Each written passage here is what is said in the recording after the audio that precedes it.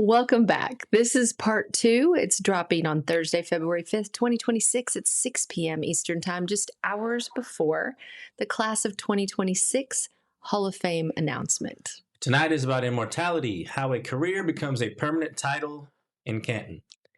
And also about the uncomfortable truth. A selection process can be serious, rigorous, and still human. You're listening to the AAA Ball and Play podcast. Quick note, this is for education and entertainment. Nothing here is legal, tax, or financial advice, and nothing we say creates an athlete-agent relationship.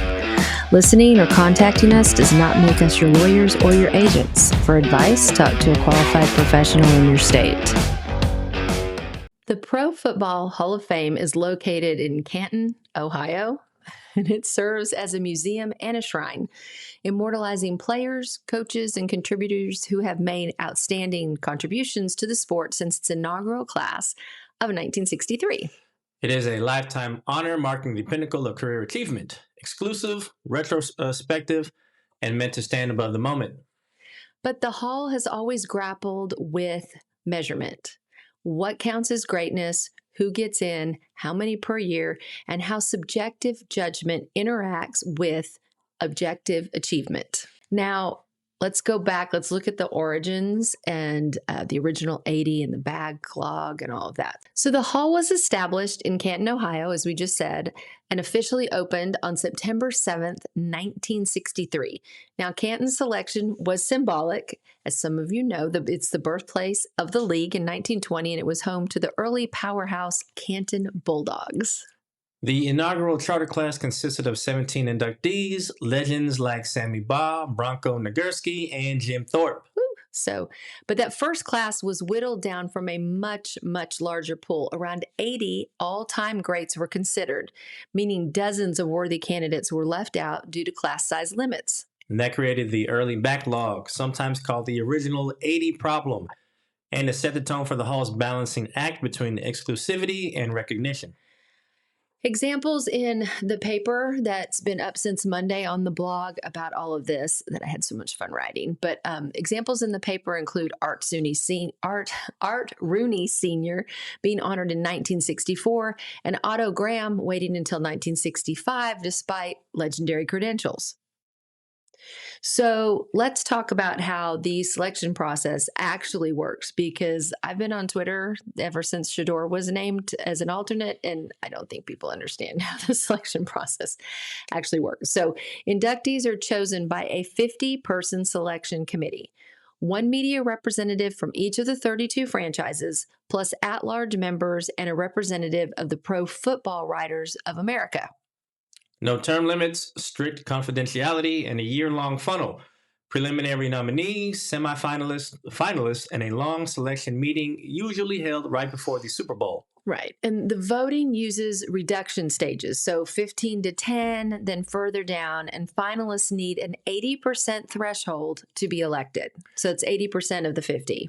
Then rule changes recently made elections, they made them tougher, limiting final endorsements and creating vote-splitting dynamics that can produce unusually small classes. Yes. So then we get to the modern era. So the Hall maintains categories now: modern era players, seniors, and then coaches/contributors, considerations that have shifted procedurally in recent cycles.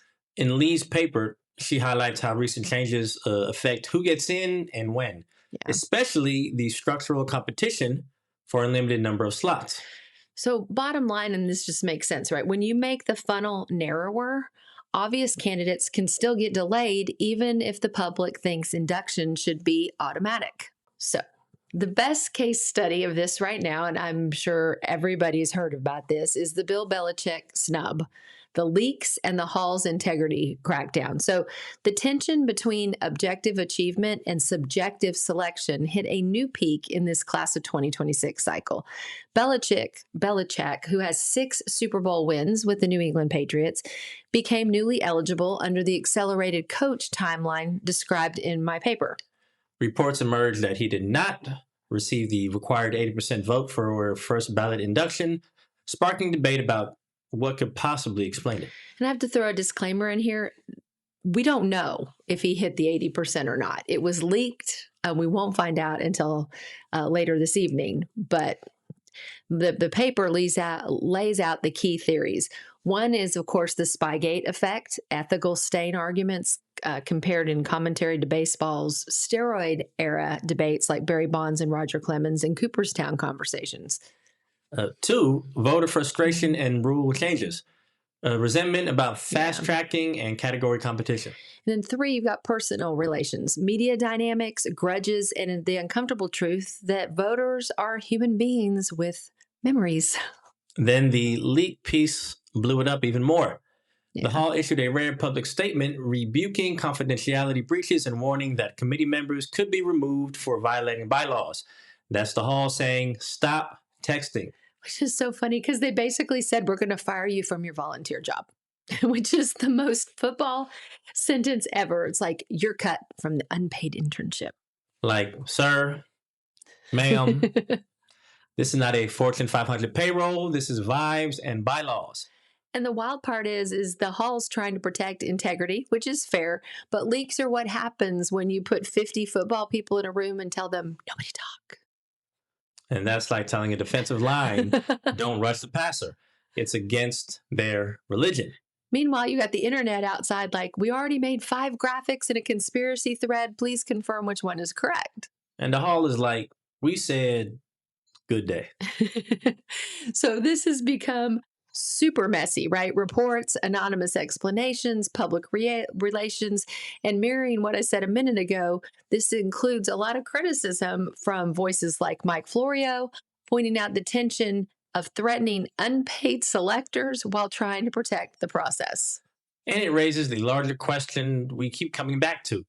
Secrecy protects integrity until secrecy becomes the story. Right. So formally, the Hall bylaws instruct voters to consider only contributions to the game, not off-field behavior. The Hall's mantra is effectively, it's not a Hall of Saints. And once you're in, you're in. There is no removal mechanism. The paper emphasizes that fact. Of course, the most cited example is O.J. Simpson. He didn't do it. Oh my God, yes, he did. Don't quote me on that. The most cited example is O.J. Simpson. He was enshrined, right, for his on-field performance, which was amazing. But later surrounded by infamous legal history, and he's still not removed. But before induction, voters sometimes do act like moral gatekeepers, despite the on-field only standard. So another example is Terrell Owens, statistically Hall-worthy, delayed, wildly perceived as influenced by media relationships and personality judgments. And the stark contrast, Darren Sharper, a player with on-field credentials who became synonymous with horrific criminal behavior and was effectively ostracized from serious consideration.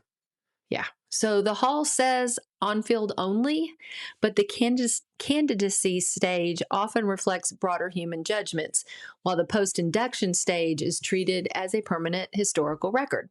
So there is, as in all things, and we've covered this in various ways, the economics of the the college football championships and things like that. Right. So there are economics here too, right? The gold jacket premium and all of that. So the Hall of Fame induction carries economic impact, higher appearance fees, memorabilia premiums, speaking engagements, endorsements. It's the gold jacket premium. Then there was the 2018 moment when Eric Dickerson led a push for lifetime health insurance and an annual $300,000 salary for Hall of Famers, arguing the league scale justified it. And there was a lot of backlash. Voices like Jim Trotter calling it selfish to focus only on Hall members rather than all retirees. The league didn't do a Hall-only salary, but retirement benefits and pension discussions intensified league-wide afterward, which matters as a context even if the demand itself failed. Right. So, which leads us, the gold jacket thing leads us to all the symbols and rituals that surround this. So the Hall's symbols matter because they are physical permanence. You've got the gold jacket, the bronze bust, and the ring. The gold jacket became standardized in 1978, produced for decades by Hager, with even the color tune for modern broadcast. Yes, the bronze bust lives in Canton. Many are created by Blair Buswell, and it's literally how the hall builds its gallery of immortality. The ring, produced in the modern era by Jewelers, adds the wearable "I belong forever" piece. And then there's the traditions. There's private gatherings, closed door rituals that reinforces the fraternity identity. Once you're in, you're part of the sport's permanent narrative.